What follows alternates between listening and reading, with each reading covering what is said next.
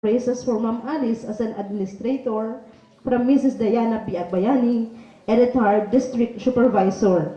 After which, a vocal solo from Miss Karen Segundo Guillermo.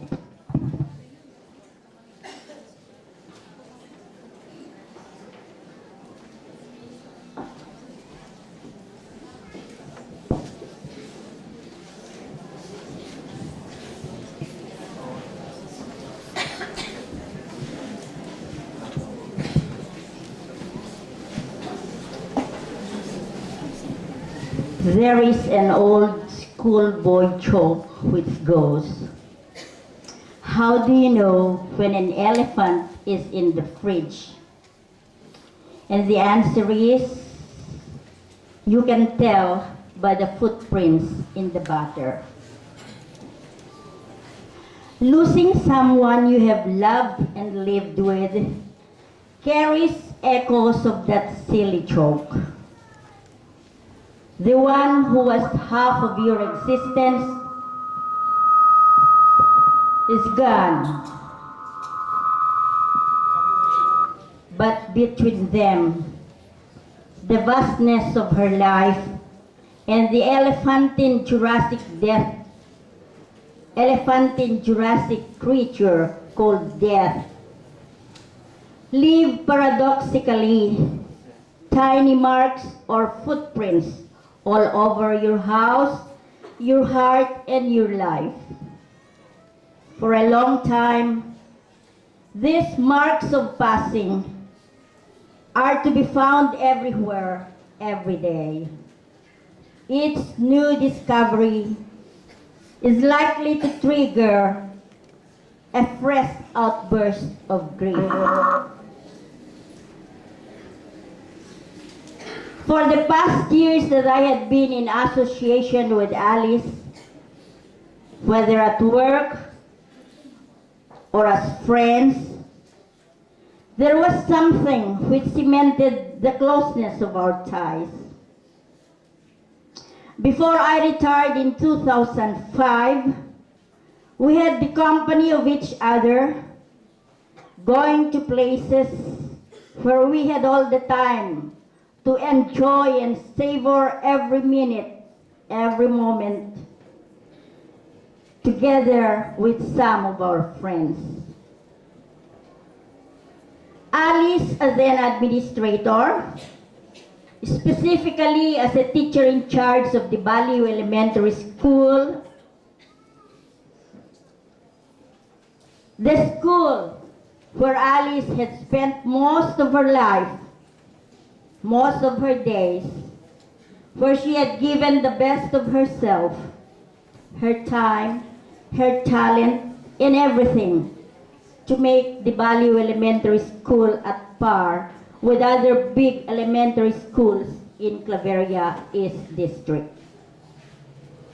There were only 4 then, and as a teacher in charge, with a teaching load, and to manage the school was something she could very well handle at those times.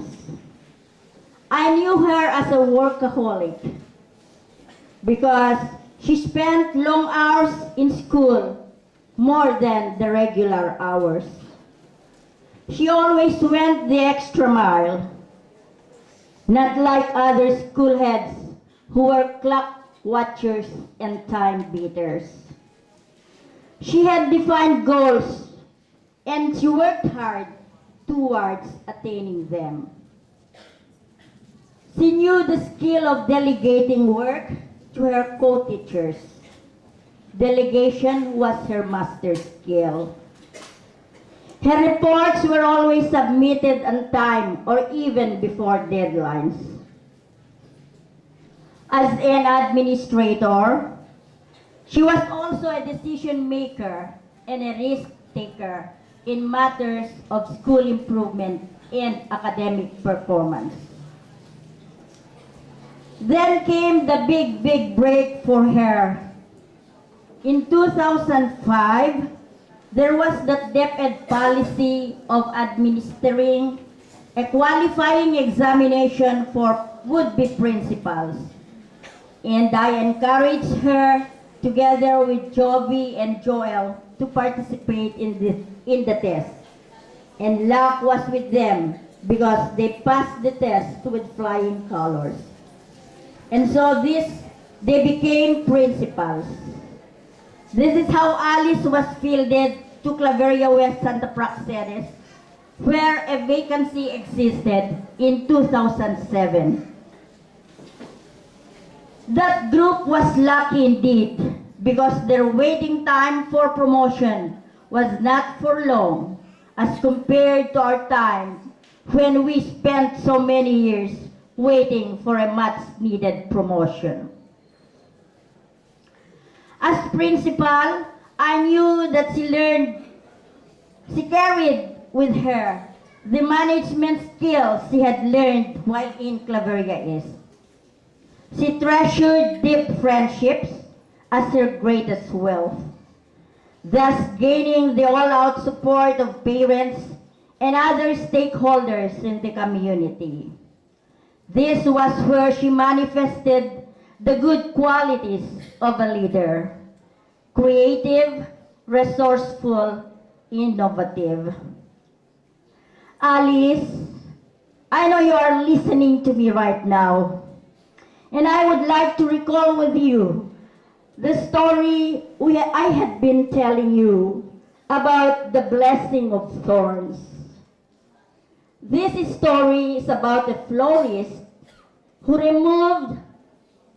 sells stems of thorns without the roses. This is because this florist wanted to remind her customers that roses, the importance of the thorns of life. We both knew that trials and hard times in life were not something to be endured. They are something to be embraced.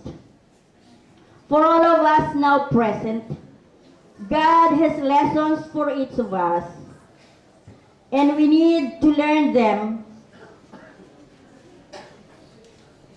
in order to get the most from what life has to offer, both the good and the bad. Without thorns, roses could not survive. And without hardships, you and I cannot bloom. Alice, the vacuum you have left in the DepEd will always be there. It cannot be filled. Your colleagues will miss you. Most of us, if not all of us, will be missing you. To the bereaved family, Raldi and your two sons, John Paul and Cherry Boy, the death of Alice is not the end of the world. Life must go on for you. May you find comfort in the Lord. In the memories, you will find comfort in your friends, support and love, and in the Lord, hope and courage. Goodbye, Alice.